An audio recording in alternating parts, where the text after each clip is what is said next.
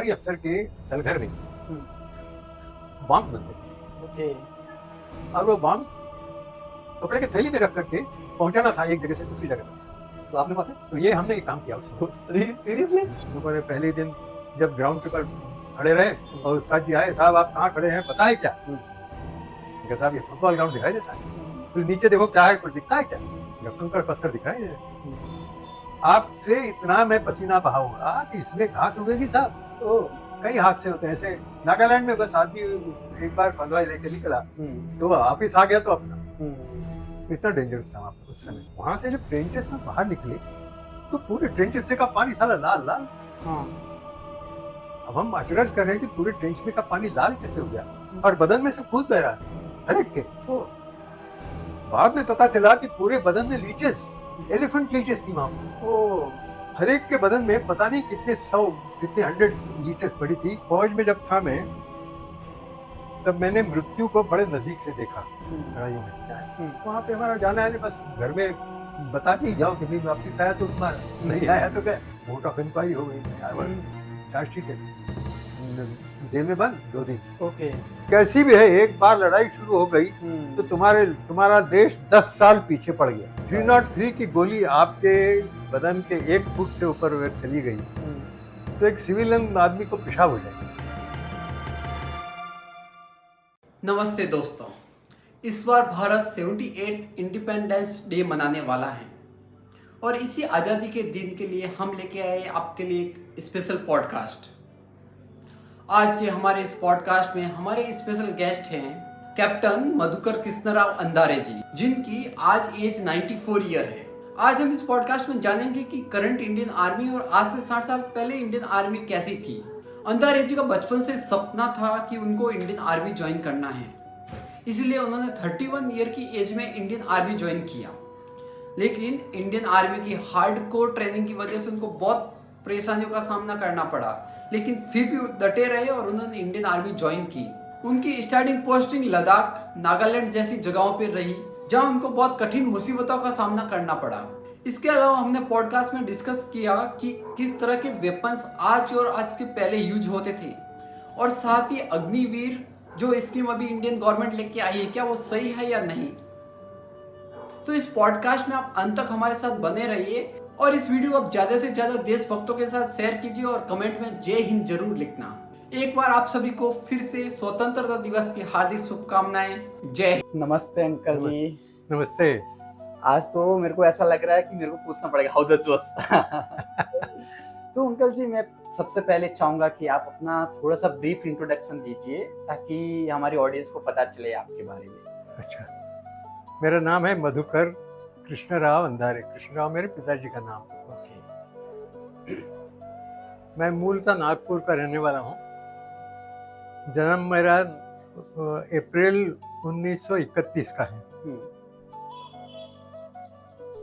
मेरा एजुकेशन पूरा नागपुर में ही हुआ है।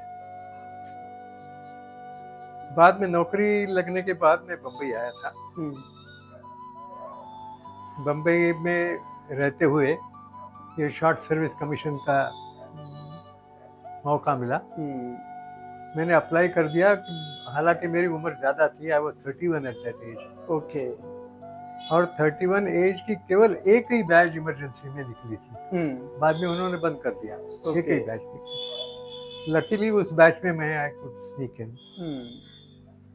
मेरा ट्रेनिंग ओटीएस पूना में और ओटीएस मद्रास में हुआ है।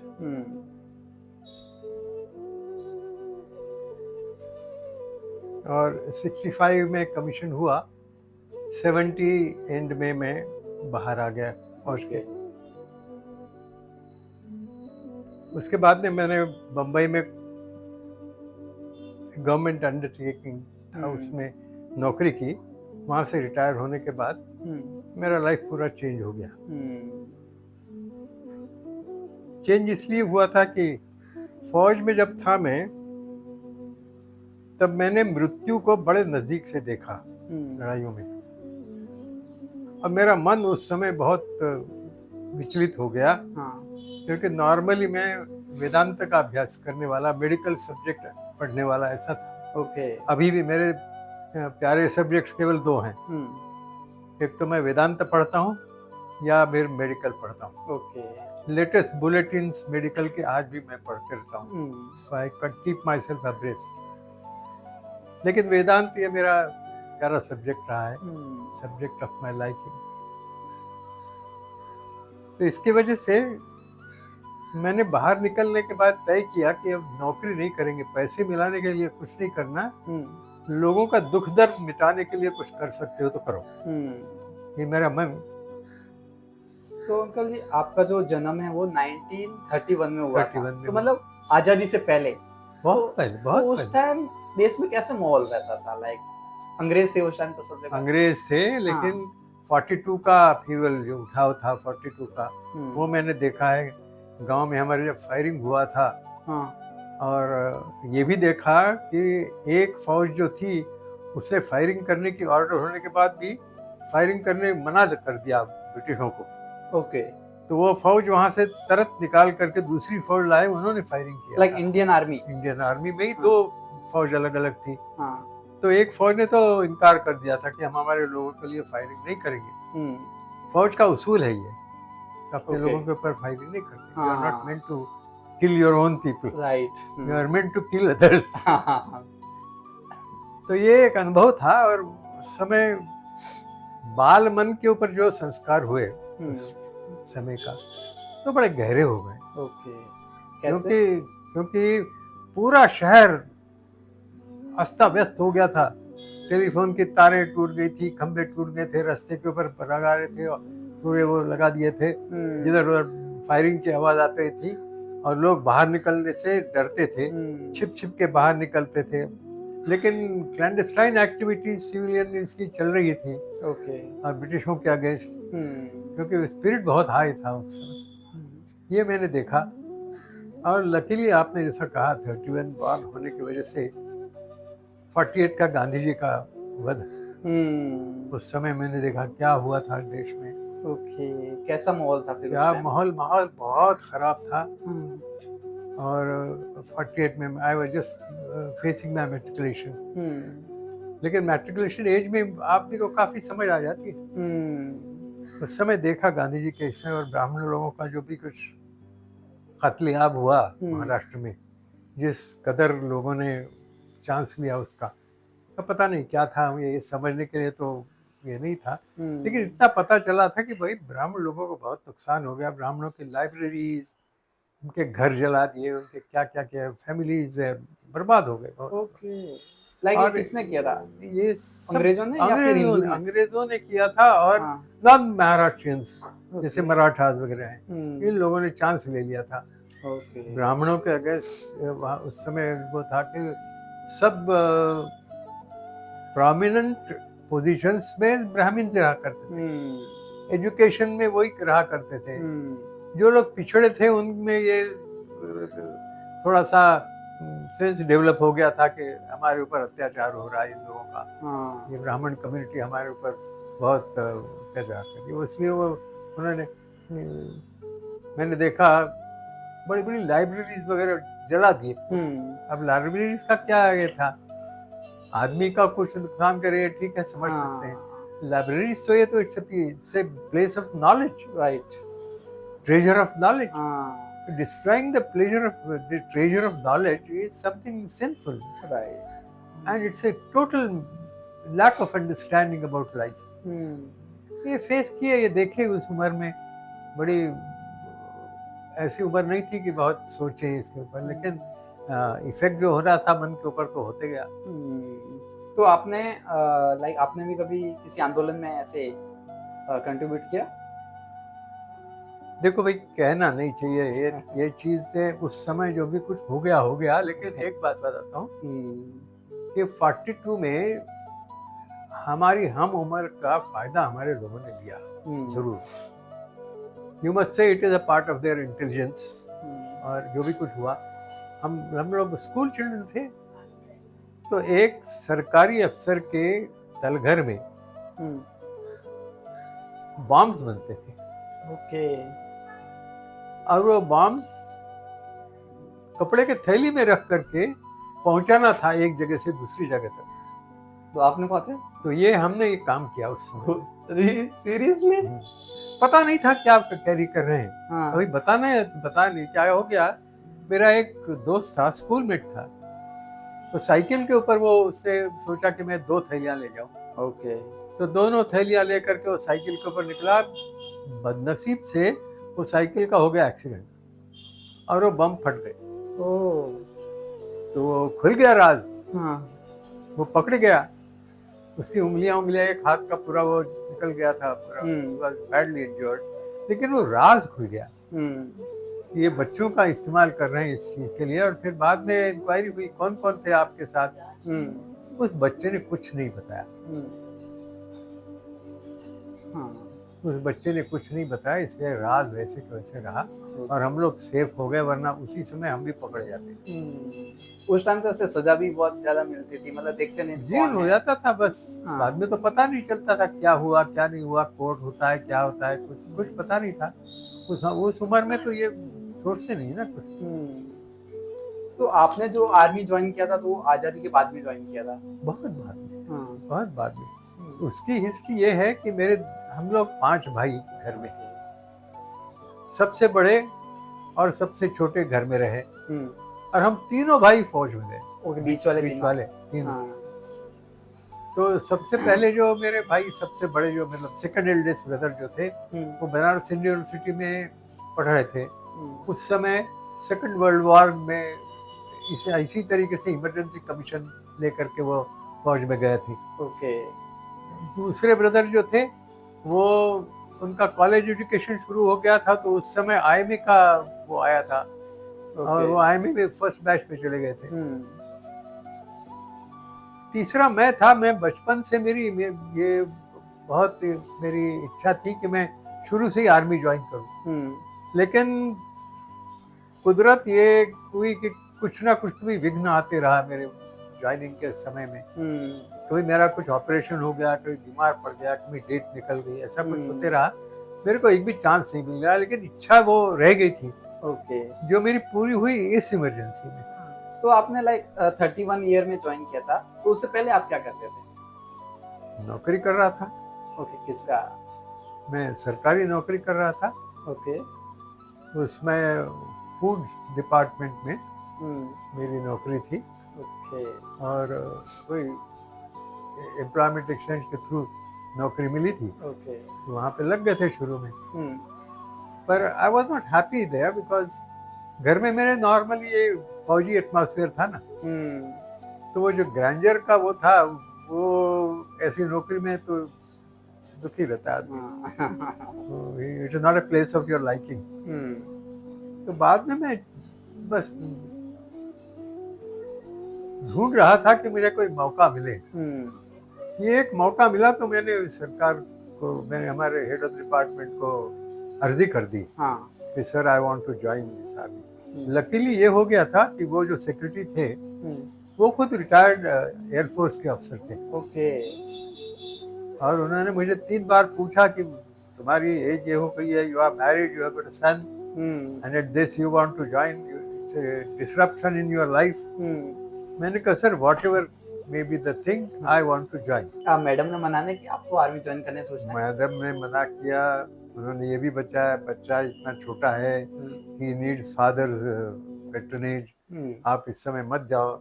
लेकिन मैंने सोचा कि भाई this is one chance where I can make difference in my family. वो जो मैं जिस लेवल पे मैं रह रहा था in the society, I wanted to change that.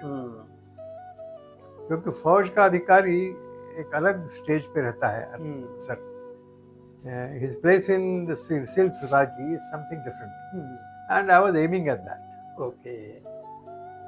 तो कम वक्त में मुझे ट्रेनिंग में बहुत तकलीफ हुई, क्योंकि आप इमेजिन कर सकते हो कि 19-20 साल के बच्चों के साथ, और अभी आप इमेजिन कर सकते हो पंजाब के और उधर के नॉर्दर्न इंडिया के जो बच्चे हैं, उनकी सेहत, और एक महाराष्ट्रीयन आदमी जो है एसी कमरे में काम कर रहा है और ये सब हो रहा है, इसका क्या रहेगा। लेकिन एक बात थी, right from my middle school age to my college age, I have been a gymnast. Okay. और मैं बड़ा अर्नेस्ट जिम्नास्ट था, तो मैं दूसरा कुछ नहीं करता था। स्कूल में से आए, कॉलेज में से आए कि बस स्टेट जिम्नाजियम में जाना। ओके। और कसरत करना वहाँ पे खूब ईमानदारी से। मतलब एक समय था कि जहाँ 1000 दंड बैठक लगाता था। 1000? हाँ। मलखाम का मैं बड़ा स्पेशलिस्ट था। तो ये शादी से पहले था या शादी के बाद? शादी के बहुत पहले। ओके। ये तो स्कूल कॉलेज की डेज में। लाइक इम्प्रेस करने के लिए किसी को? नहीं, मैं जरा थोड़ा स्वभाव से मैं अलग था। आपको आउट ऑफ द वे जाकर के मैं एक बात बता सकता हूँ। My Elder sister was a very beautiful girl. Okay. तो मेरे फ्रेंड्स के सर्कल में उसको ऑफिलिया कहा करते थे। ऑफिलिया? हाँ। ओके। पता है ऑफिलिया कौन थी? नहीं। अरे यार, हम उस एज के नहीं ना। अंग्रेजी के शेक्सपियर के ड्रामाज में से एक बहुत जबरदस्त ड्रामा है। ओके। एक राजकुमार के बारे में ड्रामा है। उसमें उसकी फियांसी जो होती है वो ऑफिलिया होती है। Okay. She is supposed to be a very beautiful lady. तो उसका मैंने किया। मैंने आप just like that I told you, हमारी पूरी फैमिली दिखने में बहुत अच्छी थी। We are good looking people, all brothers and sisters. Anyway that's beside the point, doesn't matter. लेकिन मेरी एम्बिशन वो थी कि well, I did not want to accept that life, the civilian life. Come what may, I must enter the army and whatever it. मुझे training करने में बहुत बहुत बहुत तकलीफ हुई, क्योंकि right from the AC rooms I went to the field. और वहाँ पे तो कसरत, लोगों ने पहले ही दिन जब ग्राउंड के ऊपर खड़े रहे और उस्ताद जी आए, साहब आप कहाँ खड़े हैं पता है क्या? साहब ये फुटबॉल ग्राउंड दिखाई देता है। बोले नीचे देखो क्या है, कुछ दिखता है क्या? कंकड़ पत्थर दिख रहा है। आपसे इतना मैं पसीना बहाऊंगा कि इसमें घास उगेगी साहब। इसकी तैयारी रखिए। डर नहीं लगा आपको? डर मतलब I started shivering there। और मैं अकेला नहीं, जो ये सुन रहे थे सबके सब बच्चे हिल गए कि वो फुटबॉल ग्राउंड के ऊपर ये बोल रहा है कि मैं यहाँ घास उगाऊंगा पसीने से आपके। तो ये ट्रेनिंग होता है फौज का। इस ट्रेनिंग में मैं मेरी एज के वजह से और सेहत के वजह से I had developed some problem. In the last day of my commissioning मेरे को कुछ प्रॉब्लम हो गई। ओके। और उसमें मैं एक कोर्स से रिलीगेट हो गया। बाद में पता चला कि मैंने I didn't give it up, लेकिन थोड़ा बाद में मैं कमीशन हुआ, थोड़ा लेट हो गया। ओके। लेकिन वो किया पूरा मैंने course. I did get my commission. और पहला ही पोस्टिंग हमारा सिक्किम में हुआ था। सिक्किम में? सिक्किम में। ओके। डायरेक्ट फील्ड में? हाँ, बिल्कुल फील्ड में था। और उस समय तो ऐसा कहा, we were expecting war with China. Okay. And you know the position of Sikkim, वो तो बिल्कुल पूरा एकदम चाइना के बॉर्डर पे है, के ऊपर ही होता है। तो वहाँ पे गया और वहाँ पे पहला पोस्टिंग रहा। और मेरा पोस्टिंग रहा ASC में, services core. AEC? ASC। ASC, army services core. Okay. Because of my age. लड़ाई में जवान हो, एज कम हो और आपकी हिम्मत और सेहत काफ़ी हो तो फिर इन्फेंट्री में जाते हैं लड़ाई लड़ने के लिए। बाकी फिर अलग अलग फील्ड्स होते हैं, उसमें कमीशनिंग मिलता है। तो मुझे तो ASC में कमीशनिंग मिला था। वहाँ पे मैं 5-6 साल रहा। तो मेरा फर्स्ट पोस्टिंग रहा सिक्किम में। एक सिंगटम करके जगह थी, तीस्ता रिवर के ऊपर। हाँ, सिंगटम। वहाँ पे हमारी फोर्स थी, वहाँ पे मैंने ज्वाइन किया।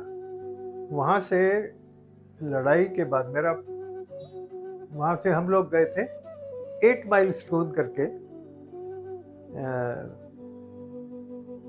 नथुला रोड के ऊपर एक जगह है। ओके।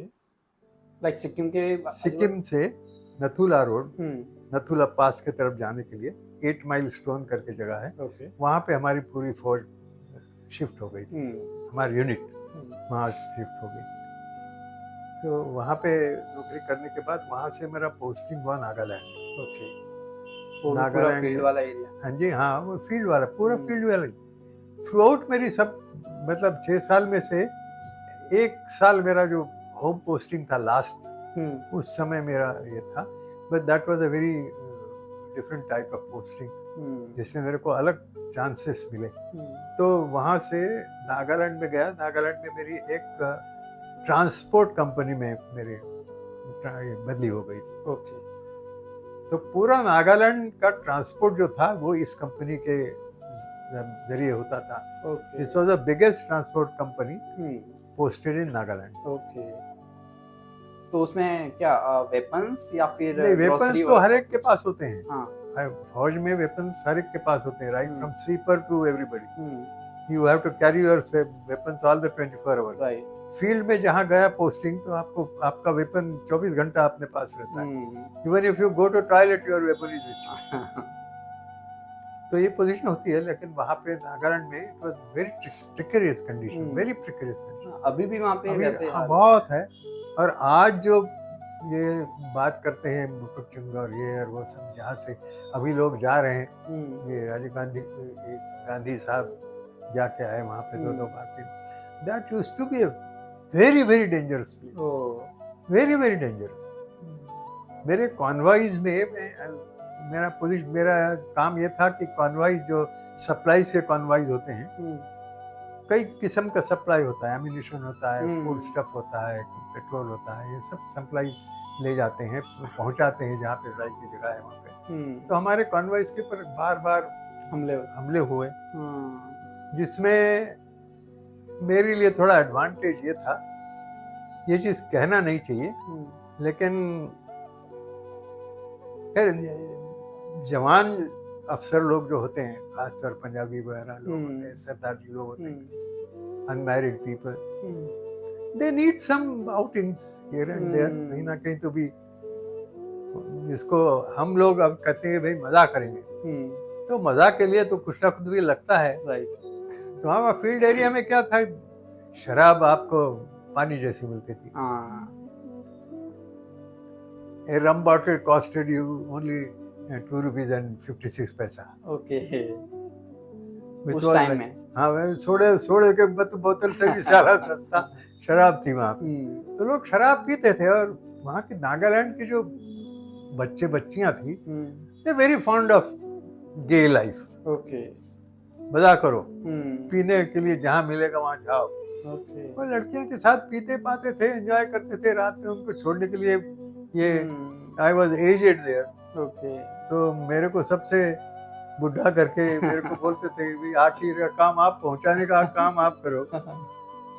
लेकिन इसका एडवांटेज ये हो गया कि पहुंचाने में ये उनके बूढ़े जो लोग थे घर में, उनकी मेरी पहचान हो। ओके, आपके कांटेक्ट में आ गए। उनको ये लगता था कि साला ये आदमी इन सब बच्चियों को लेके आता है, he is a safe person.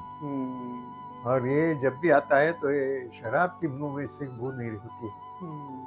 आप ड्रिंक नहीं करते? मैं बहुत कम ड्रिंक करता था, हालांकि मैं मेस इंचार्ज रहा करता था, लेकिन ड्रिंक कर आधी पेग लेना और पानी मिक्स कर करके फेंक के उनके साथ कंपनी देना, ये धंधा था। मेरी ड्रिंक में मेरा बहुत ज्यादा ये नहीं था। हमारे घर में बचपन से ही ड्रिंक्स थे, बड़े भाइयों के वजह से, लेकिन ड्रिंक का मुझे कुछ शुरू से ही मुझे कोई वो नहीं लगी उसकी, मतलब लाइकिंग नहीं बड़ी। तो एक्चुअली लाइक आदमी हम देखते हैं ड्रिंक ज्यादा ही देते हैं, तो उसका रीजन क्या होता है? लाइक जस्ट फॉर फन, या फिर उनका ऐसे मेंटली उनको ऐसे? नहीं, देखो एक बात बताइए, it's a very strenuous life. केवल स्ट्रेनुअस नहीं, बहुत dangerous life. Any moment anybody can be count. आप आज अभी यहाँ देख रहे हैं, मेरा दोस्त 2 घंटे में बाद में वो कॉन्वॉय लेके गया है, न्यूज आती है नो मोर। तो इस वजह से लाइफ इज इनडेफिनिट। तो वही जितना टाइम मिलता है मजा कर लो, enjoy the life as it comes. तो ये साधारण फीलिंग ऐसा होता है। जिनका मेरे जैसा ये होता है कि वो घर में मेरा बच्चा है, मेरी वाइफ रहा कर देख रही है, वो इसमें तो इनका कुछ भी नहीं याद आ रहा। मैरिड पीपल, उनका हाँ। घर ना जोड़ न जाता, खुदा से नाता, तो वो तो मजे में रहते हैं और मजा करते हैं। खैर, ये लाइफ की एक थोड़ी सी अलग, this is a different part of life. It has nothing to do with the army, it's a natural thing, क्योंकि जो चीज मिलती नहीं है उसके बारे में आपको क्रेज निर्माण होती है। राइट। तो ये वहाँ का नॉर्मल था, पर गुड पार्ट इज देयर।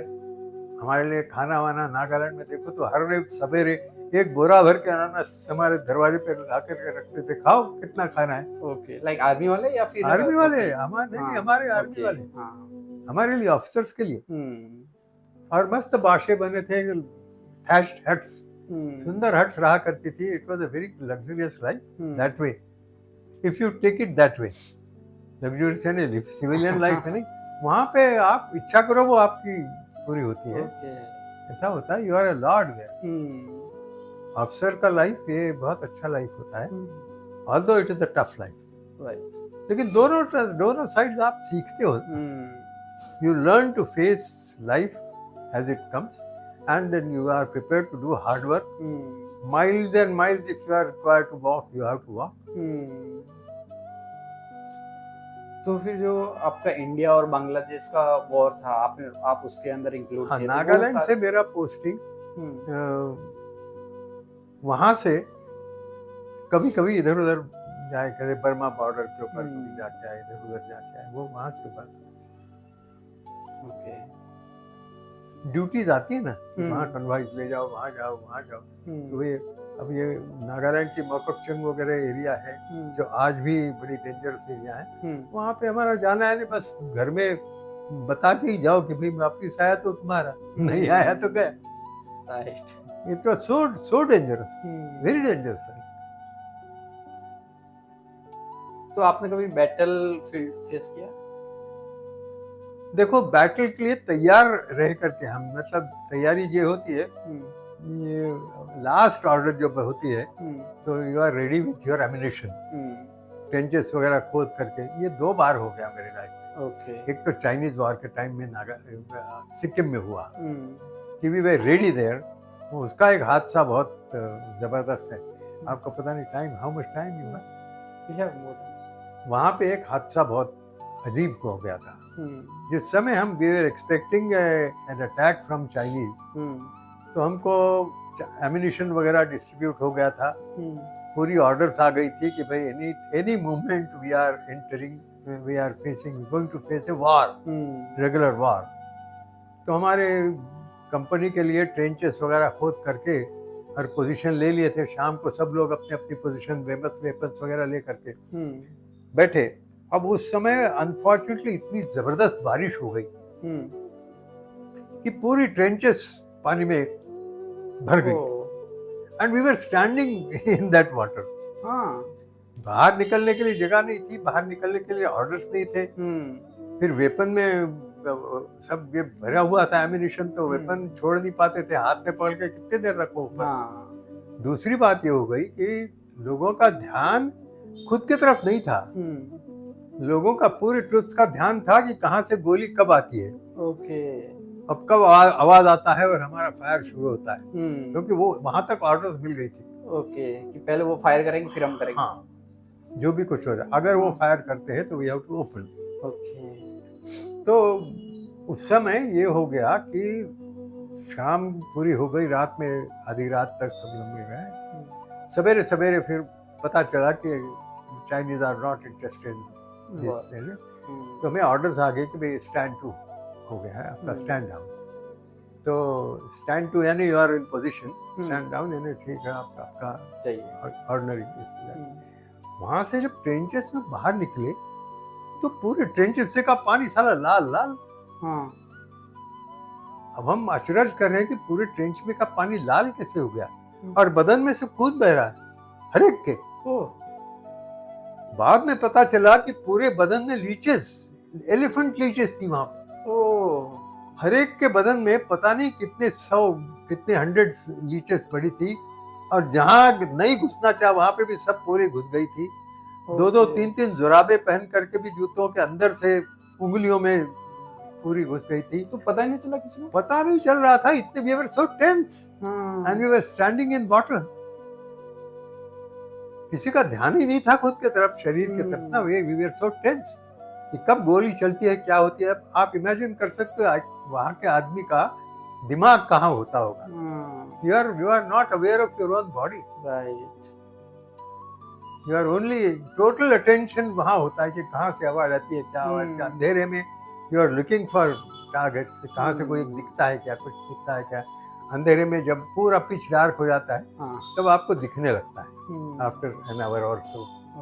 तो आप देखते रहते हो कहाँ से कुछ आता है, क्या जानवर है, क्या है, क्या नहीं। You are tense.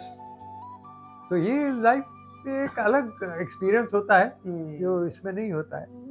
और वहाँ पे एक्सीडेंट्स बहुत ज़बरदस्त होते थे सिक्किम में। जैसे व्हीकल्स में, अब कभी कभी क्या होता है, बाज़ वक्त हम लोग सिटी में, जहाँ गैंगटॉक से हम 8 किलोमीटर बाहर थे, कभी एक आध बार हमारा सीईओ, कंपनी कमांडर अगर परमिशन दे तो पिक्चर देखने चले जाते थे। ओके। तो फिर रात में अंधेरा होता था, फॉग होता था वहां पे, इतना फॉग होता था कि लाइट्स लगा करके भी, पीले लाइट्स लगा करके भी आप, unless you walk in front of the vehicle, आपको कुछ रास्ता नहीं दिखेगा। तो एक हमारे में से कोई तो भी व्हीकल के सामने चलता था और फिर व्हीकल चलती थी, इतने धीरे धीरे वापस आना पड़ता था। Okay. It was a big thing. और उसमें एक्सीडेंट बहुत हो जाते थे। वेदर की वजह से या फिर ये दिखता से नहीं, मतलब विजिबिलिटी नहीं होती थी ना, तो एक्सीडेंट्स होते थे। बाजू में जो नालियां होती थी उसके अंदर पहिए चले जाते थे, कहीं गिर जाते थे। मेरी व्हीकल पूरी उलट गई थी और मैं पेड़ के ऊपर लटक गया था। 7 घंटे के बाद निकला वहां से। ओके। तो ऐसे एक्सीडेंट होते हैं। घोड़े के ऊपर एक्सीडेंट हो गया था। घोड़े के ऊपर कैसे? घोड़े इतने बड़े बड़े घोड़े होते हैं यहाँ पे ऑफिसर लोगों के लिए कि वहाँ एक एक घोड़ा, स्कूल जैसे स्कूल लेकर के चढ़ो, बगैर स्कूल के। मेरे हाइट के आदमी तो 5.5 फुट वाले आदमी को तो घोड़ा चढ़ना मुश्किल हो जाता था, इतने बड़े बड़े घोड़े। और इतना पीठ उनकी इतनी वो होती थी कि टांगे खुल जाती थी पूरी, दर्द करने लगता था, इतने बड़े घोड़े। तो वहां पे वो क्रेस्ट के किनारे के ऊपर जाकर के घोड़ा खड़ा हो जाए डर के मारे, तो वो जैसे इसके ऊपर खड़ा हो जाए, 2 पाँव यहाँ है और मैं बैठा हूँ उसमें, इधर गिर जाए तो पूरी खाई में गया। और वो बैठा है वहां पे, लोग आ रहे हैं, देख रहे क्या होता है तमाशा। तो ये ऐसे दीज आर नॉर्मल थिंग्स। वहां पे आदत हो जाती है लोगों को, और हम लोगों को आदत हो जाती है आर्मी लोगों को। They are prepared to face life anyway, any time, anyway. ये बड़ी एक तारीफ की बात होती है। You don't realize it that time, लेकिन ये होता है वहां पे ऐसा। जैसे आपने बताया कि आपने मौत को एकदम पास से देखा था, तो वो क्या स्टोरी था उसके पीछे? ये ही, मैं मौत को पास में देखा था। ये देखो, मेरी म्यूल वाली एक यूनिट थी। म्यूल पता है आपको? म्यूल क्या होता है? गधा घोड़े के बीच में का एक जानवर होता है, खच्चर। तो खच्चर एक हमारा बड़ा भारी दोस्त होता है। ओके। क्योंकि पहाड़ी के ऊपर तोहफे चढ़ाना ये किसी मैकेनिक इससे नहीं होता है, वो केवल खच्चर चढ़ाता है। ओके। बड़ी बड़ी तोहफे चढ़ाता है, उसके ऊपर आप डाल दो, वो चढ़ जाता है। ओके। और बगैर आवाज के चढ़ता है वो। फायरिंग होता रहे तो भी वो डरता नहीं, वो बस वो चलते रहता है। इसलिए अमरनाथ वगैरह खच्चर फौज में, खच्चर is a very big friend and very honest friend. तो अभी भी यूज होता है खच्चर? हाँ, सब तरफ। क्योंकि पहाड़ में जहाँ कुछ जाता नहीं, जाते व्हीकल नहीं जा सकता है, वहाँ क्या करेंगे? वहाँ खच्चर जाता है आदमी के साथ। जैसे भेड़ बकरियां चढ़ती है ना, ऐसा खच्चर चढ़ जाता है। बड़ा श्योर फुटेड होता है और बड़ा ईमानदार जानवर है, बहुत ईमानदार। फायरिंग होता रहे, तोपें चलती रहे तो भी वो आवाज नहीं करेगा, डरेगा, खड़ा रहेगा। ये उस जानवर की स्पेशलिटी है। तो वो जानवर का एक बार हमने ये हुआ, मैं सिक्किम में पोस्टिंग था, तो ठंड के दिन थे, जाड़े के दिन थे। छांगू लेक करके चाइना बॉर्डर के ऊपर सिक्किम का पोस्ट है, छांगू लेक है। ओके। तो पूरा फ्रीज हो जाता है, और इस कदर फ्रीज हो जाता है कि उसके ऊपर से व्हीकल जाने लगती है। तो एक बार ये हुआ कि एक खच्चर पूरा तोप लदी हुई थी उसके, तो वहां पे जा करके पूरी पलटन वहां खड़ी हो गई। तो खच्चर की आदत होती है एक पांव से वो खुरसते रहता है, कहीं एक पांव से। अब ये खुरसते खुरसते क्या हो गया, बर्फ वहां नीचे की पिघल गई, और पिघल गई वो धीरे धीरे धीरे धीरे करते करते पूरा खच्चर का खच्चर तोप के साथ चला अंदर चला गया। ओके। बर्फ में अंदर चला गया। अब वो सब इट वाज एन एक्सीडेंट, क्या हो गया क्या नहीं हो गया, पूरा एक्सीडेंट चला गया। बाद में जब वो पानी पूरा डीफ्रीज हुआ, जब पानी बन गया उसका सीजन में, तब उसको निकाला गया, खच्चर और तोप दोनों को। उसकी आंखें खुली थी, तोपे जैसी की वैसी लदी थी, and it was as if it is alive. कोई फर्क नहीं था उसमें, सिर्फ इतना था, प्राण नहीं था। क्योंकि ठंड की वजह से वो बॉडी डिकम्पोज नहीं हुई।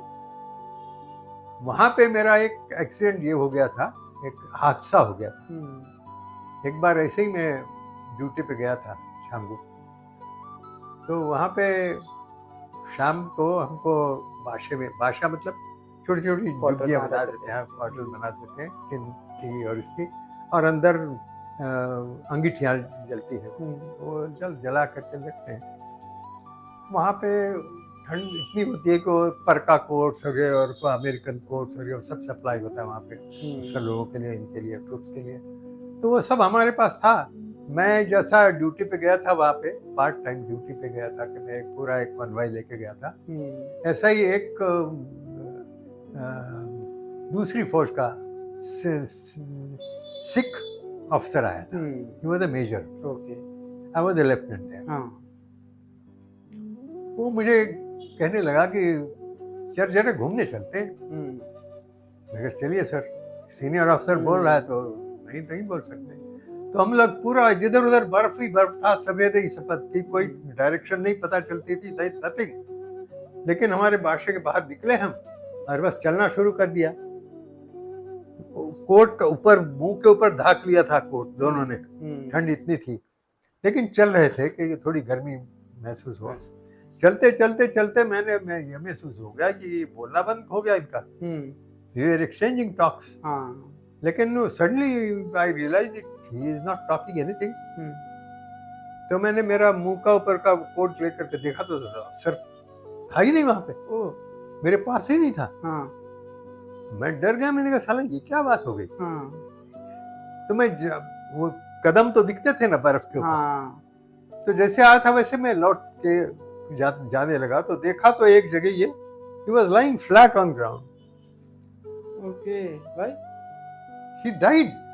हाँ, और वो इस तरीके से मरा कि उसकी आवाज भी नहीं निकली। वो ठंड की वजह से? नहीं, मैं बाद में बताता हूँ, देखो क्या हो गया। और उसके गले के वहां थोड़ा सा खून का ये था बस। तो मैंने सोचा ऐसा नहीं, क्या हो गया, मुझे ऐसी आदत ये नहीं थी। तो मैं वहां से अकेला यूनिट में गया, यूनिट को रिपोर्ट कर दिया। मैंने कहा ऐसा ऐसा अफसर मेरे पास था, उसका नाम भी मुझे याद नहीं था। तो मैंने कहा ऐसा ऐसा अफसर था, उसके साथ मैं गया था और हम लोग दोनों ये करते करते ये हादसा हो गया कि कोर्ट ऑफ इंक्वायरी हो गई। मैं आई वाज चार्जशीटेड, जेल में बंद 2 दिन। ओके। साला मैंने कहा यार ये क्या लेने के देने पड़ गए मेरे को, तो आप पे मर्डर का केस। हाँ, और क्या। जब तक वो प्रूव नहीं होता है, लेकिन उन्होंने देखा, उससे पूरी कोर्ट ऑफ इंक्वायरी हुई, उसका पता चला, उसकी बॉडी को पूरा देखा तो उसके गले में वॉइस बॉक्स जो होता है, वो वॉइस बॉक्स पूरा फट गया था। एक स्लिप कहते तो चिप आई थी कहीं से तो उड़ते हुई, ओके, और वो उसके गले में घुस गई। आवाज बंद हो गई, वो गिर गया, मर गया। ओके, चोक हो गया वो। लाइक वो एक्सीडेंट था या प्लान था? एक्सीडेंट था। तो बाद में जब इंक्वायरी हुई उसमें पता चला कि हमारे पास से 1.5 किलोमीटर लंबी दूर कहीं से फायरिंग प्रैक्टिस चल रही थी। ओके। और वहां के फायरिंग प्रैक्टिस के किसी एम्यूनिशन का टुकड़ा उड़ते हुए आया और इसके गले में घुस गया और वो वहां पे वहीं उसकी मृत्यु हो गई। तो लकीली वो टुकड़े के ऊपर नंबर था एम्यूनिशन का। फिर वो एम्यूनिशन के ऊपर ट्रेस किया आर्मी ने कि ये एम्यूनिशन कहाँ सप्लाई किया था, वो यूनिट कहाँ है, वो यूनिट इस जगह था। पता चला कि ये यहाँ पे था, वहां से फायरिंग हुआ, उस टाइम फायरिंग चल रहा था, ये सब एस्टैब्लिश हुआ। Then I was freed. तो ये ऐसे बड़े मजेदार हादसे होते हैं। लाइक मौत कहाँ से भी आ सकती है।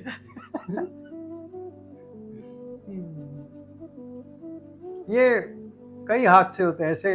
नागालैंड में बस आदमी एक बार कॉन्वॉय लेके निकला तो वापिस आ गया तो अपना। इतना डेंजरस था वहां पे उस समय, मैं जब था तब, वेरी डेंजरस। ओके। तो सर अभी के टाइम में हम देख रहे हैं कि बहुत एडवांस वेपन है इंडिया के पास, तो क्या उस टाइम भी एडवांस वेपन्स हैं, रोड्स हैं, तुम्हारी पूरी सेफ्टी के तरफ बहुत ज्यादा ध्यान दिया गया है। ओके। अभी के टाइम में पीपल आर, फौज अभी काफी, मतलब government has been able to look after the troops very well. और मैं कहता हूँ कि world of difference it has now happened. हमारे टाइम में क्या बंदूकें जो दी थी वो क्या थी, फिर नई बंदूकें आई नहीं थी, पुरानी बंदूकें के ऊपर काम चलता था। तो उस टाइम लाइक ये AK-47 जैसी बंदूकें थी या जो आई थी लेकिन ट्रूप्स में सप्लाई नहीं हुई थी। ओके।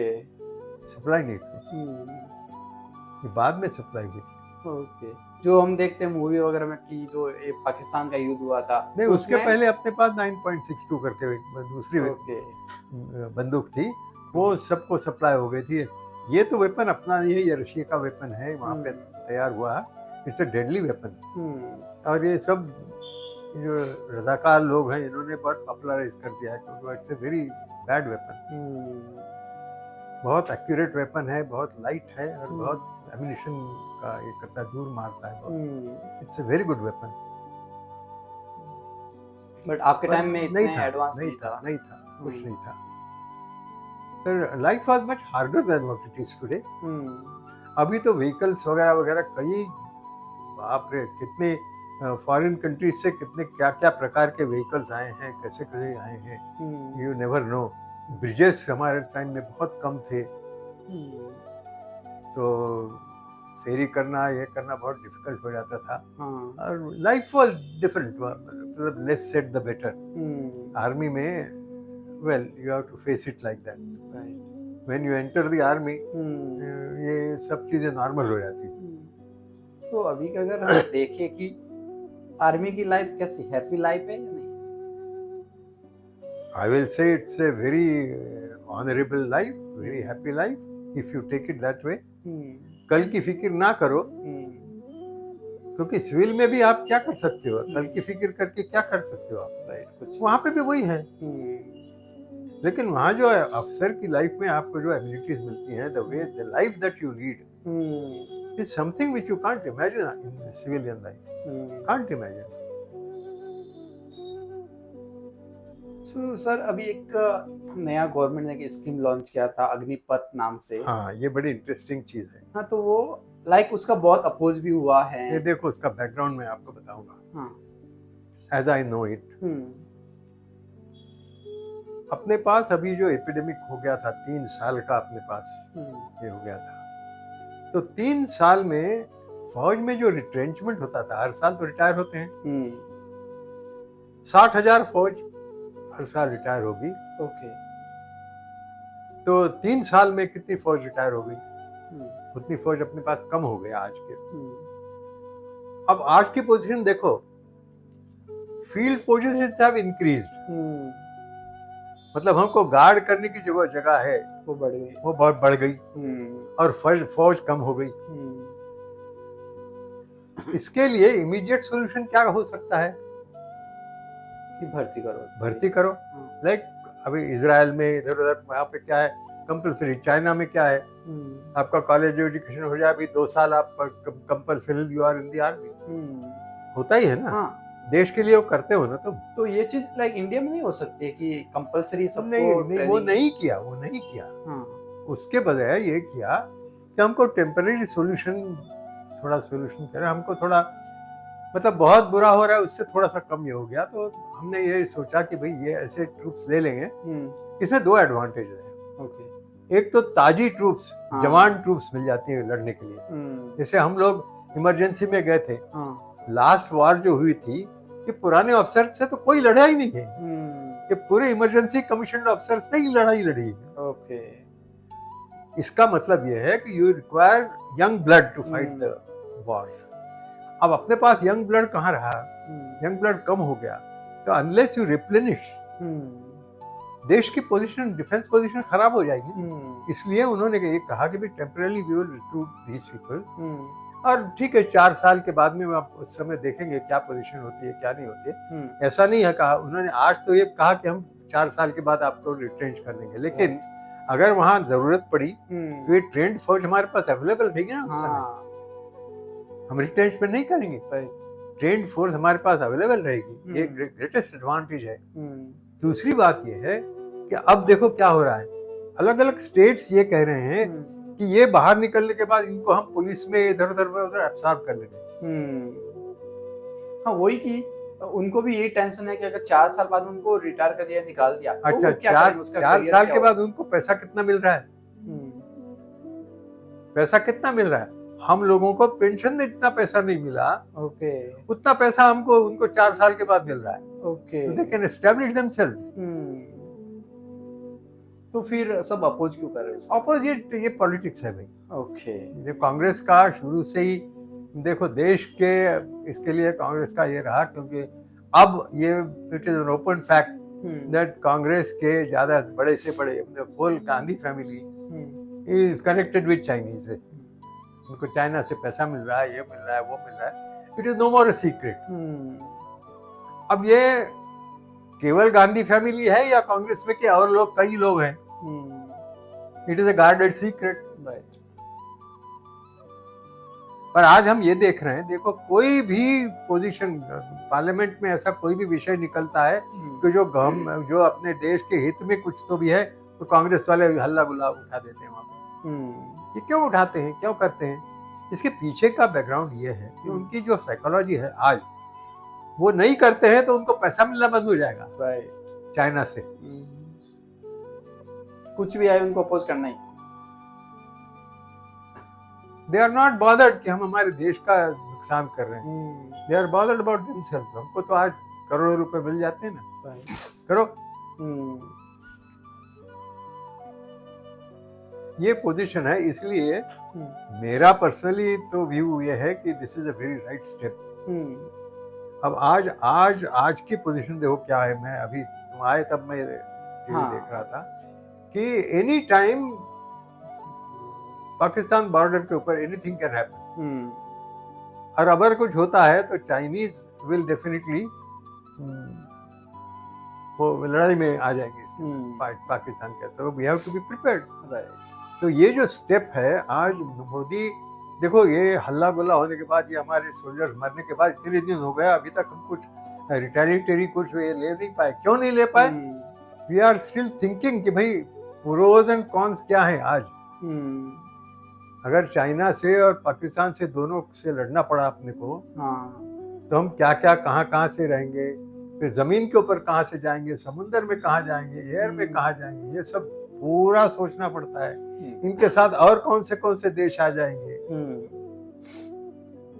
ये सब पूरा सोचने के बाद फिर लड़ाई। दूसरी बात ये होगी कि कैसी भी है, एक बार लड़ाई शुरू हो गई तो तुम्हारा देश 10 साल पीछे पड़ गया। Right, all your progress will be retarded and you will fall back 10 years में। तो जो भी कुछ नरेंद्र भाई ने आज कमाया है वो पूरा चले जाएगा तो इनटू जीरो।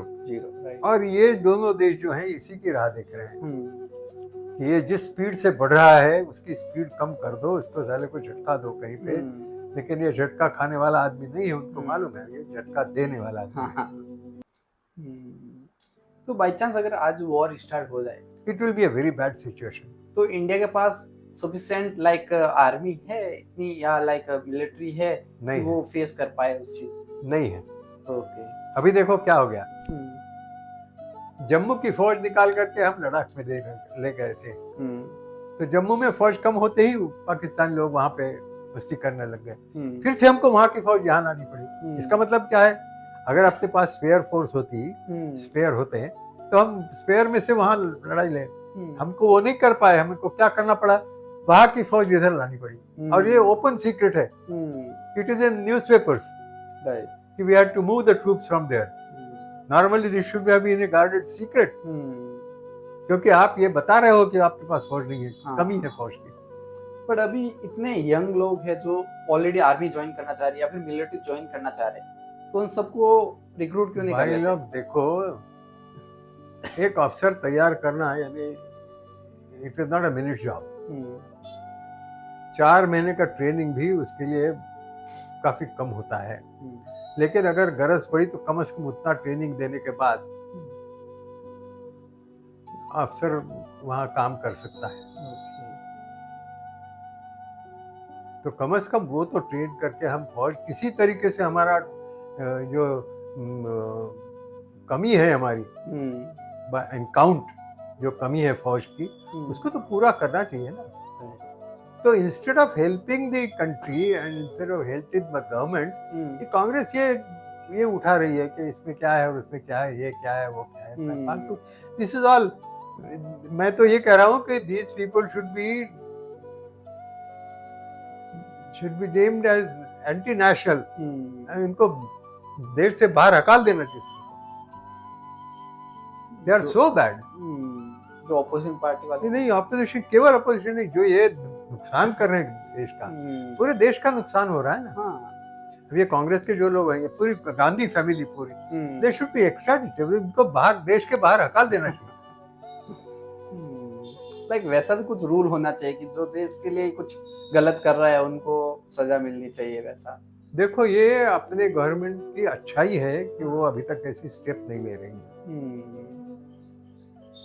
वरना उनके ऊपर जो केसेस चल रही है, अब ये पॉलिटिक्स में क्या होता है क्या नहीं, आपको और मेरे को कभी पता नहीं चलेगा। इट्स एन इनसाइड थिंग, उनका क्या लेना देना एक साथ होता है दोनों का, ये हमें कभी पता नहीं चल सकता है। तो ये अलग बात है, it's not a thing in which we should बात, हमने सोचना ही नहीं चाहिए, हमें कभी पता ही नहीं चलेगा ये। पर मेरा ऐसा ख्याल है कि भाई इन लोगों को जो भी कुछ ऐसे एंटी नेशनल एक्टिविटीज करते हैं, अभी तो नए नए लॉज बन रहे हैं, आ रहे हैं, कुछ इनेक्टमेंट्स आ रहे हैं। मेरा तो ख्याल है ऐसा इनेक्टमेंट बनना चाहिए कि जो लोग ऐसे एंटी नेशनल कुछ ये करते हैं, prove it is anti national and throw him out of the country, बस, नथिंग डूइंग। कभी इससे और ज्यादा मुरवत करनी नहीं चाहिए, इतनी खराब पोजीशन हो गई अपनी। देखो पोजीशन अपने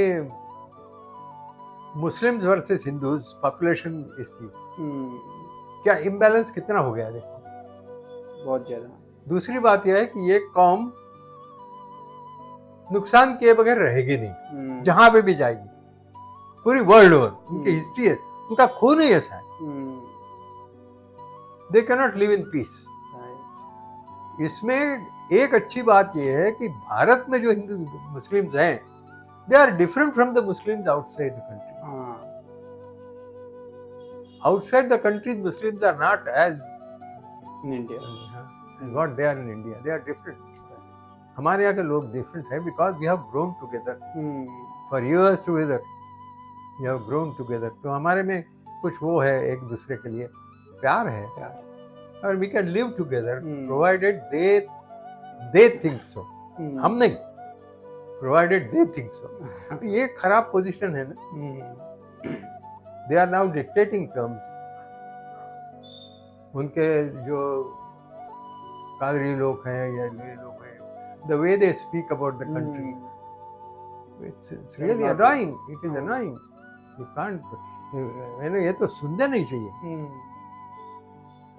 इतनी क्या औकात है सालों की ये बनाए।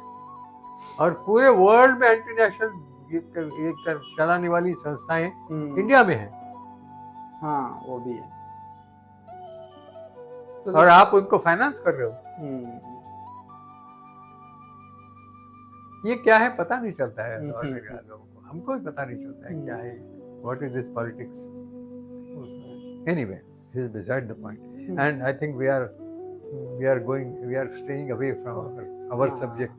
तो जो मेरा नेक्स्ट क्वेश्चन रहेगा कि अगर बाई चांस अगर वॉर हो तो क्या गवर्नमेंट या जो मिलिट्री है कुछ सिविलियंस को भी बॉर्डर पे बुला सकती है एज ए फाइट करने के लिए, सिविलियंस को लाइक एज ए यंग है उनको नहीं, बुला देखो सकते हैं? देखो उनकी जो ऐसी सर्विसेज हैं, हाँ।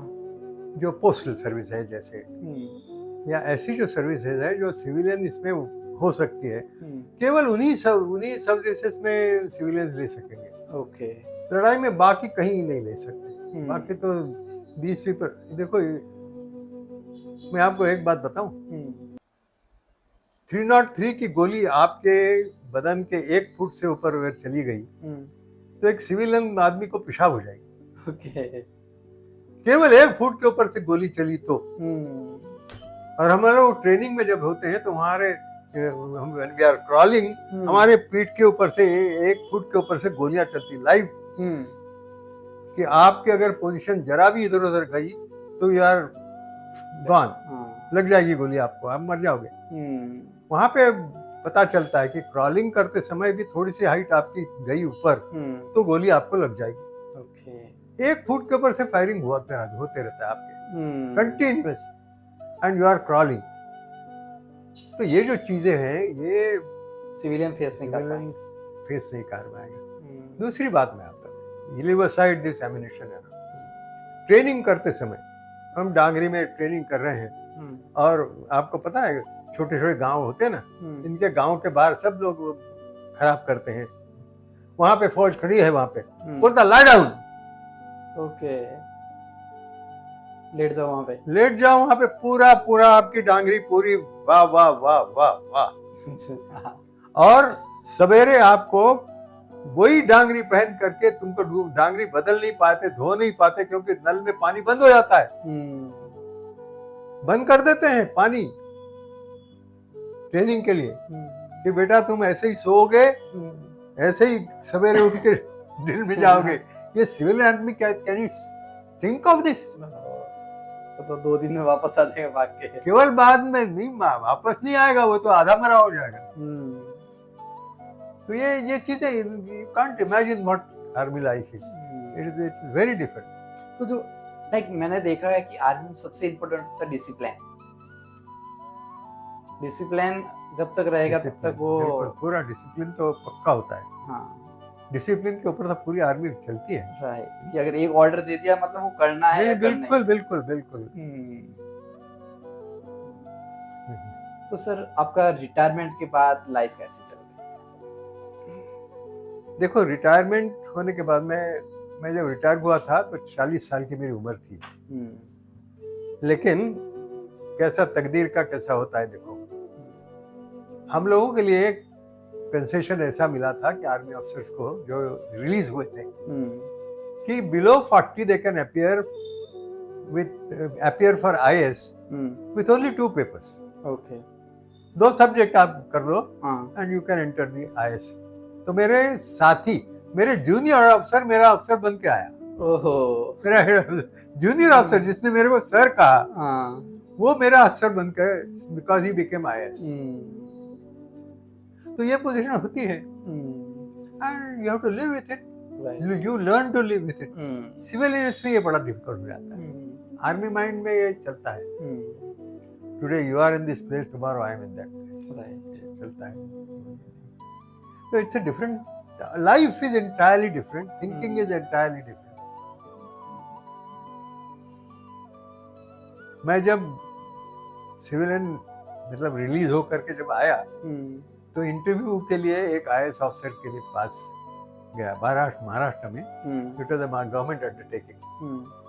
तो वो जो अफसर थे, वो मैंने आपको जब वैसे बताया, मेरे एजुकेशन के बाद में मैंने गवर्नमेंट सर्विस जो ली थी, उस टाइम जो मेरे अफसर थे वही अफसर, ये IAS ऑफिसर, वो अभी आए थे इनमें जहाँ पे आया। फिर आर यू द सेम? अब मेरे तो पिप्स लगी थी, मैं ड्रेस में गया था इंटरव्यू करने। I said sir, I am very much the same as what you are. उसके पास जाने के लिए 2 बार लोग पेशाब करके फिर आ जाते थे, इतने डरते थे उसको। ऐसा उसने जवाब पूछा तो साला ही वाज अबैक, ये क्या बोल रहा है साला, कि I am as much the same as what you are, I am very much the same, but today I am the same as what you are. तू class 1 senior class 1 gazetted officer है, मैं भी senior class 1 gazetted officer हूँ, don't forget that, and you have to treat me on par. ये फर्क हो जाता है ना। उसने कहा I have no place for you in my organisation. I said thank you sir,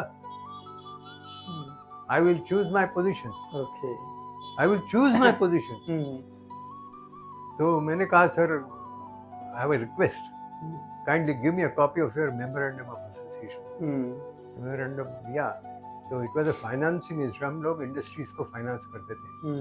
Maharashtra की पूरी बड़ी बड़ी इंडस्ट्री जो है they are all financed by that organization, and I was responsible for raising their infrastructure, okay, total infrastructure, जो भी उनको चाहिए वो पूरा मेरा चार्ज था पूरा। तो everybody knew me, लेकिन they knew me as an army officer, और साला ये एक पैसा लेता नहीं कहीं से, पॉकेट के पॉकेट ऐसे लोग आके मिनिस्टर थे आते थे, और बड़े बड़े कंपनीज में से ऑफर्स आती थी। I am dedicated to my, तो ये पोजीशन होती है वहाँ पे। कई बार ऐसी सिचुएशन होती है, वो मेमोरेंडम लेकर के मैंने स्टडी किया, फिर वहाँ उनको बताया कि सर आप लोन देते हैं, ये रिकवरी के लिए आपके पास कोई ऑर्गेनाइजेशन नहीं है। ओके, अगर ये रिकवरी डिले हो जाती है तो गवर्नमेंट ने आपको जितना पैसा दिया है, योर इनिशियल बूटी एक्स, वो खत्म हो जाएगी, and recovery will not be there, तो आपकी पोजीशन बड़ी खराब हो जाएगी। वो ही वाज वाह, how come I have brought this from Puerto Rico, it's impossible. I said sir this is a lacuna we have traced, I have traced, and this is where I will have a position in the organization. okay, तीसरी रोज मुझे बुलावा आया, okay, come and meet me. ये तकदीर है। अगर मैं फौज में नहीं होता, उससे ये बात करने की मेरी ताकत होती। लाइक फौज से एक अलग कॉन्फिडेंस आ जाता। हाँ, फौज में, और ये कि भाई इतनी बड़ी ऑर्गेनाइजेशन, साला उसका मेमोरेंडम पढ़ करके उसका लैकुना निकालो बाहर, क्या है उतना ही लैकुना निकालो और बोलो कि यहाँ मेरी जगह है। I was an ordinary arts graduate, और ये तो यहाँ के इंस्टीट्यूशंस में मैं पहले 3 लोगों में से गोल्ड मेडलिस्ट ला करके एम्प्लॉय करते थे, वो मेरे कलीग्स थे वहाँ पे। That is why he said you will have no organization, you have no position. फिर मेरे को बोला कि आपके लिए यहाँ कुछ प्रोग्रेस नहीं रहेगा। मैंने कहा सर मैं इस अभी तक जो देखते आया हूँ, I have come to this position without knowing my past, so I don't know my present and I don't know my future, what I meant, nobody knows it, and I am prepared to take a chance. फौज में जाने के बाद अगर chance ले सकता है life का आदमी, तो वो कहीं पे भी चांस लेगा था। And I served there for number of years till I retired. तो सर आज आपको 94 ईयर का होके क्या फील हो रहा है? I am very happy in my life, क्योंकि मेरे रिटायरमेंट के बाद का मैंने जो प्लान किया था, दैट इज वेरी इंटरेस्टिंग। मैंने जो लड़ाई का जो मेरे मन के ऊपर असर हुआ था, उस समय मैंने देखा था कि मेरे लोगों का दुर्द दर्द मिटाने के लिए करो, तो मैं ये फौज से और इससे निकलने के बाद आई स्टार्टेड डूइंग कोर्सेस। मैंने पहला तो मेरा एक हुआ था कि I was attached to Vivekananda Kendra, okay, both myself and Shailaja we were attached. In Bombay I was vice president of Vivekananda Kendra. तो वहाँ से मैं जब रिटायर हुआ तो they said that you come and join us. I said yes, I'm free, I can go anywhere. As an army officer, for me घर के बाहर 1 किलोमीटर है या 1000 kilometre is the same. So I'm prepared to go anywhere. They took me to Bangalore. Okay. Bangalore में वहाँ बड़ी भारी yoga institute है, which is now a world known as yoga institute. Oh, like Vivekananda Foundation. वो तो वहाँ पे मैं जाकर I became the first administrative officer. Okay. वहाँ पे जाने के मैंने देखा कि भाई at my age I can't learn yoga at this time now, but I can learn therapeutic yoga. Therapeutic yoga यानी अलग अलग बीमारियों के लिए क्या योग का उपयोग करना चाहिए, कैसे योगासनों का उपयोग करना चाहिए, ये सीखना चाहिए। तो मैंने वो साइड डेवलप की मेरी। 2 साल में मैं काफ़ी ट्रेन हो गया वहाँ पे। वहाँ रहते हुए मेरे कलीग वहाँ मिले थे, उन्होंने मुझे मैग्नेटोथेरेपी को इंट्रोड्यूस किया था। मैग्नेटोथेरेपी, तो मैग्नेट्स की थेरेपी होती है। तो उसमें मैंने रिसर्च किया, उसका डिप्लोमा लेकर के रिसर्च किया, पेपर पब्लिश किए, बड़े बड़े कॉन्फ्रेंस में पेपर पब्लिश किए मैंने। तो मेरे इसका विषय था कि ये जो बड़ी बड़ी इलेक्ट्रिक लाइन्स जाती है ना, हाई वोल्टेज लाइन्स, इनके नीचे रहने वाले लोगों को दे आर प्रोन टू, अभी बीमारी जो है प्रोन टू, वो एक मैग्नेटिक फील्ड बिल्ड करते हैं वहाँ पे। नहीं, अभी जो सबसे बुरी बीमारी है cancer, they are prone to cancer, ये प्रूव किया था मैंने। तो वो उसके लिए मैंने काफ़ी पेपर पब्लिश किया था। और ठीक है, it's all in the game. लेकिन उसके बाद मैंने एक के बाद एक ये ड्रगलेस थेरेपी सीखते गया। पूना में एक इंस्टीट्यूशन है, वो इट्स ए क्रिश्चियन इंस्टीट्यूशन, और वहाँ पे ये सब पढ़ाते हैं। उनकी जो प्रिंसिपल है, she has got a doctorate in drugless therapies, और she is a very well accomplished lady. वहाँ पे जाकर मैं 7-8 थेरेपीज अलग अलग सीखा। तो मैंने कुल करीब 18 पद्धति का अभ्यास किया। और बाद में मैं यहाँ आने के बाद, जब मैं when I shifted from Bombay to Ahmedabad में आने के बाद मैंने इसकी पूरी प्रैक्टिस शुरू कर दी। वे लोगों के दुख दर्द मिटाने के लिए। तो आई स्टार्टेड रिसीविंग पेशेंट्स। फिर बाद में मैंने यहाँ पे क्लिनिक चलाई 8 साल, दवाखाना विदाउट ड्रग, यहीं पे नजदीक हमारे। For 8 years I was working as a doctor without medicine. तो विदाउट ड्रग्स मीन आप कोई भी मेडिसिन या कुछ नहीं देते थे? कुछ नहीं देना। आज हम लोग, we are both of us are practically without medicine. अभी मेरे को डायबिटीज है, डायबिटीज के लिए दूसरा उपाय कुछ नहीं है, मेरे को गोली खानी पड़ती है। लेकिन एक्सेप्टिंग दैट, जो भी कुछ हो जाए, आई डोंट टेक मेडिसिन। मेरे घुटने में एक्सीडेंट हो गया था स्कूटर के ऊपर, तो ये मेरा जो मेजर लिगामेंट होता है घुटने का, वो 84.5% रप्चर हो गया। तो मेरे एक फ्रेंड है आर्थोपेडिक सर्जन, उनके पास मैं जाके बताया उनको। तो उसने बताया कि भाई तुम immediately you need an operation, और नहीं तो कम से कम एक इंजेक्शन तो सब मारने दो। मैंने कहा भाई मुझे कुछ नहीं चाहिए, I know my body much better than what you do. ये मेरा कन्विक्शन है। आज भी मैं जहाँ तक बन सके दवाई नहीं लेता हूँ, ना शैलजा को लेने देता हूँ, ना मैं लेता हूँ।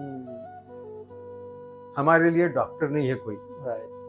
We don't have a family doctor. आप खुद ही डॉक्टर हैं? मैं खुद डॉक्टर हूँ और मैं खुद को ट्रीट करता हूँ। ये जो मेरा घुटना ये हो गया था, it took me 10 months to repair myself. तो बाद में 10 महीने के बाद में वो डॉक्टर के सामने जाके मैं वज्रासन में बैठा। ही वाज अगास्ट, तूने क्या किया? मैंने कहा देख ले भाई, कोई यहाँ पे चीर फाड़ किया हुआ कुछ दिख रहा है तेरे को? कुछ नहीं किया मैंने, I have repaired my self. तो ये मेरा कन्विक्शन है, I work on that conviction. कि जो हमारी एज है उसमें मैं 2 कैटेगरी में डिवाइड कर रहा हूँ। एक जो अभी आर्मी ज्वाइन करना चाहते हैं जो कैंडिडेट, और एक है जो सिविलियन है, लाइक जो आर्मी ने ज्वाइन करना चाहते हैं लेकिन वो हमारी एज के हैं। उन दोनों के लिए आप क्या एडवाइस देंगे? ये देखो, आर्मी में बहुत कम लोग जाते हैं वैसे भी, परसेंटेज वाइज अगर देखें तो सोसाइटी में से बहुत लोग आर्मी में कम जाते हैं, और वो कम बार जाने वाले लोग होते हैं, they distinguish themselves from the civilian population. उनकी सेहत अलग होती है, उनका विचार करने की पद्धति अलग होती है, they are very brave, they are prepared to face dangers. और ये जो आदतें होती हैं सब में नहीं होती। आप अगर 10 बच्चे देखें तो 8 बच्चे तो इसी में निकल जाएंगे बाहर, 2 बच्चे केवल कहेंगे नहीं, I am prepared to face life as it comes. और वो लोगों का हमको चॉइस करना है, वो लोगों को हमको सिखा करके और फौज के लिए उद्युक्त करना है, उनको निकालना है, वहाँ पे जाने का है, उनको तैयार करना है। कभी देखो, country needs you, hmm, you must help the country, that is your first duty. Hmm, और वो अभी तक भी मेरे में स्पिरिट है। हम्म, अगर आज भी कुछ अगर हो जाए, फौज में अगर सिविलियंस लगते हैं और मैं बैठा जॉब कुछ कर सकता हूँ, तो मैं वहाँ पे जाकर के काम करूँगा। I will leave my house immediately, without any call. I will leave my house and go and sit there. Okay. And this will be the case with most of the army people. वो बोलते नहीं हैं army को। It's a very good different life all together, और एक अलग दुनिया में रहते हो आप। ओके, तो मेरा लास्ट क्वेश्चन रहेगा कि जो आप ऐसी कौन सी बुक है जो सबको पढ़ने के लिए एडवाइस करेंगे?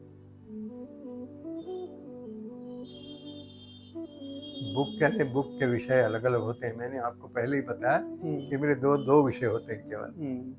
तीसरे विषय की मैं किताब पढ़ता नहीं हूँ, लेकिन ये देखो, ये सब all my cupboards are full of books. Okay, पढ़े हैं, लेकिन इनमें इंटरेस्ट नहीं है। मेरा इंटरेस्ट केवल ये 2 सब्जेक्ट्स में है। फिर भी आपका कोई ऐसी फेवरेट बुक है, ये बुक सबको पढ़नी चाहिए लाइफ में, लाइक नॉर्मल ह्यूमन को एक ऐसी book? Gita. Okay, nothing like Gita. एक अगर दुनिया में अगर एक किताब की चॉइस करनी हो तो गीता। Nothing like Gita. आपका एक भी सब्जेक्ट नहीं है लाइफ का कि जिसमें आपको वहाँ का सोल्यूशन नहीं मिलेगा और वहाँ का एडवाइस नहीं मिलेगा। That is only Gita. और ऐसी किताब दूसरे कोई रिलीजन में, कोई इसमें कहीं नहीं है। ये एक ही किताब है, तो गीता बस। आपको अगर चॉइस देके इंडिया में आपको कहीं भी रहना है तो आप कौन सी जगह चूज करेंगे? No choice, no choice. Only thing is at this age मैं ये देखूंगा कि मुझे थोड़े से कंफर्ट्स कहाँ मिलते हैं फॉर माई एज, वो देखूंगा। अगर if I have a choice वहाँ जाकर रहूंगा। तो थैंक यू सो मच, आपने। ठीक है, I don't think I have I mean this is anything worth out of the way interview, क्योंकि मेरे जैसे कई लोग, हजारों लोग निकले हैं फोर्स से। कई लोग मिनिस्टर्स हो गए हैं, दे वर एक्स आर्मी ऑफिसर्स। कई लोग स्टेट के हेड हो गए हैं, जैसे पंजाब में हुए हैं। बट फिर भी आपका जो लाइफ था, आपका जो लाइफ वो बहुत ही अलग था। हाँ, and one thing I can tell you, I am very happy about my life. वही सबको वही चाहिए। I am very happy about that peace. I am very happy about my life. तो and luckily I have got a partner जिनका हमारा equation भगवान ने बहुत अच्छा बना दिया है। We are complementary to each other. बहुत अच्छा चल रहा है हमारा। तो थैंक यू सर, अपना टाइम देने के लिए बहुत बहुत धन्यवाद। Thank you so much. Thank you for watching this video, और आप सभी को 15 अगस्त की ढेरों शुभकामनाएं। अब इस वीडियो को हर एक देशभक्त के साथ शेयर कीजिए और कमेंट में जय हिंद लिखना नहीं भूलना। और आप अगर नए हैं हमारे चैनल पे तो इस चैनल को सब्सक्राइब कीजिए ताकि ऐसा कोई भी वीडियो मिस ना हो। तब तक के लिए हरिओम।